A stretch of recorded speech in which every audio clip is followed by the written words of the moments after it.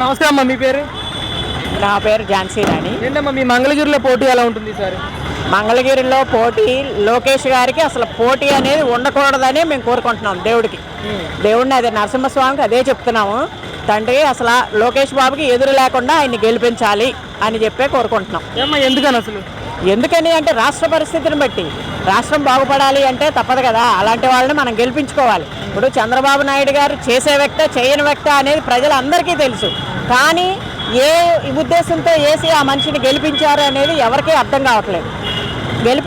ఒక్కసారి గెలిపించినందుకు అందరం బాధపడుతున్నాం, అందరూ ఇబ్బంది పడుతున్నారు. చదువుకున్న పిల్లలు ఇబ్బంది పడుతున్నారు, రైతులు ఇబ్బంది పడుతున్నారు. రాష్ట్రానికి రాజధాని లేదు అని చెప్పేసి అందరం బాధపడాల్సి వస్తుంది. అసలు సరైన నాయకుడు అనే వ్యక్తి ఎలా ఉండాలండి? రాష్ట్రానికి రాజధానిని కట్టి తను ఇల్లు కట్టుకోవాలి. తను ముందు ఇల్లు కట్టేసుకొని రాజధానిని పక్కన పెట్టేశారు. ఆయన నాయకుడు ఎలా అవుతారు? మరి ఈ ప్రజలు ఏమని గెలిపిస్తారు? గెలిపించాలని ఎందుకు అనుకుంటున్నారు? ఈ ఒక్క విషయాన్ని ఆలోచించుకుంటే చాలు. ఇక్కడ లోకేష్ గారు గెలుస్తారని ఇంత ధీమాగా ఎలా చెప్పగలుగుతున్నారు? అసలు నారా లోకేష్ గారు ఏం చేశారు ఇక్కడ? ఎందుకు చేయలేదండి? చాలా కార్యక్రమాలు చేశారు. ఈ నియోజకవర్గంలో ఎవరింట్లో ఏ కొంచెం బాధ కలిగినా ఆయన నిమిషాల్లో అక్కడ ఉంటారు, వారిని పరామర్శిస్తారు, వాళ్ళకి ఏం అవసరమో చూస్తారు. అలా మేము ఎన్నో చూసాం.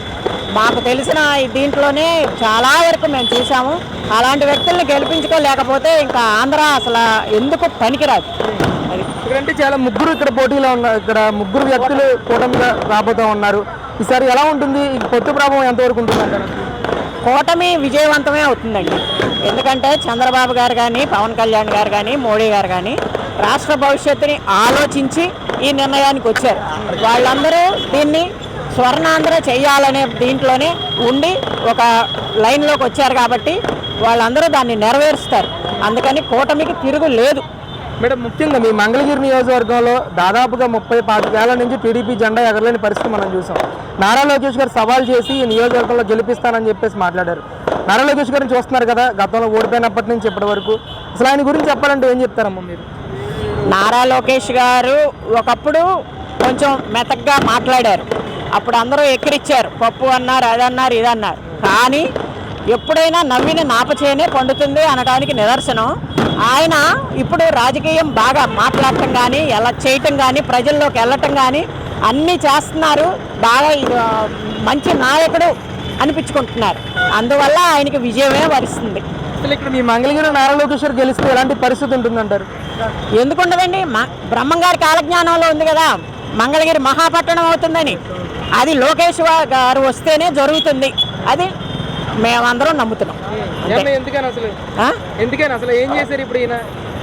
ఎందుకు ఏం చేసేది ఏంటండి బాబు? మంగళగిరిలో ఈ చేనేత కార్మికులకు కానీ అందరికీ వెళ్ళి ఇంటింటికి వెళ్ళి చెప్తున్నారు, మేము ఇలా చేస్తాము, ఇట్లా మనందరికీ మంచి రోజులు వస్తాయమ్మా, అందరూ ఇదిగా ధైర్యంగా ఉండండి అని అందరికీ చెప్తున్నారు. ప్రజల దగ్గరికి వెళ్ళి ఆయన చెయ్యగలరు, చంద్రబాబు గారు సహకారంతో చేస్తారు.